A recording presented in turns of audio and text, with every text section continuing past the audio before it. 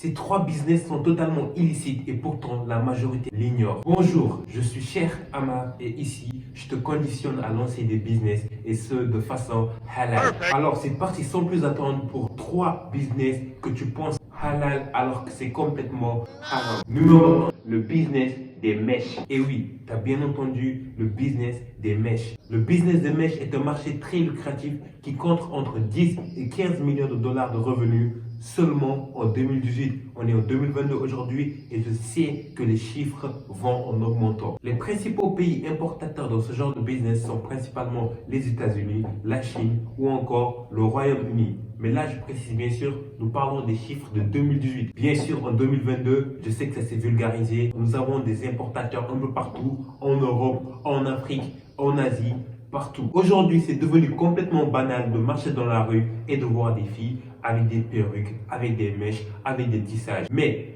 d'où viennent ces mèches? Au cas où vous ne le saviez pas, c'est des cheveux. C'est des cheveux naturels d'êtres humains.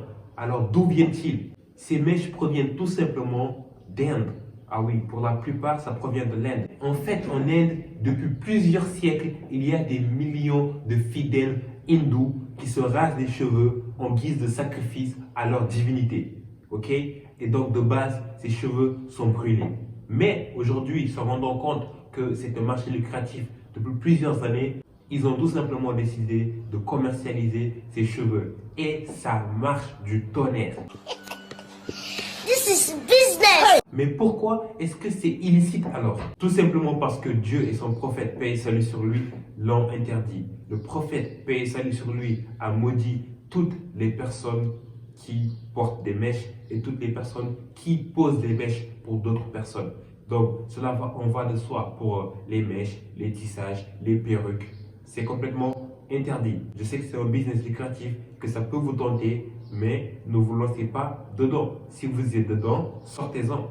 Deuxième business, très lucratif aussi, mais complètement haram, c'est les tatouages. Effectivement, aujourd'hui, les tatouages, c'est devenu banal.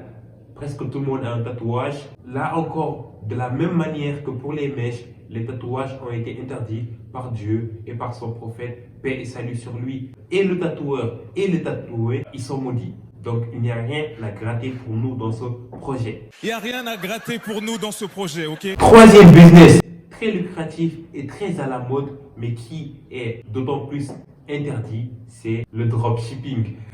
Alors là, je suis désolé les mecs de vous l'annoncer, mais le dropshipping est illicite, ok?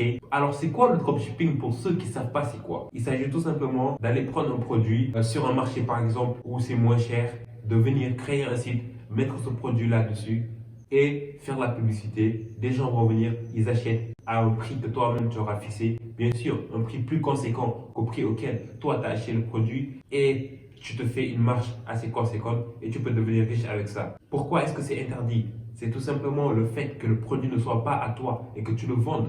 Parce que quand je vais sur Alibaba par exemple et que je trouve un produit qui est à 5 dollars et que moi je viens, je crée mon site et que je mets le produit à 35 dollars alors que le produit il ne m'appartient même pas encore, mais je fais quand même la publicité, et une personne elle tombe sur ma publicité, elle voit que le produit est intéressant et que les 35 dollars ça ne la dérange pas et qu'elle décide d'acheter le produit à 35 dollars, la personne elle ne sait pas que moi j'ai pas encore le produit. Mais c'est seulement quand la personne elle va acheter le produit à 35 dollars que moi je vais aller ensuite acheter le produit sur Alibaba. Et ensuite mon fournisseur il va fournir directement à cette personne là qui a acheté le produit à 35 dollars.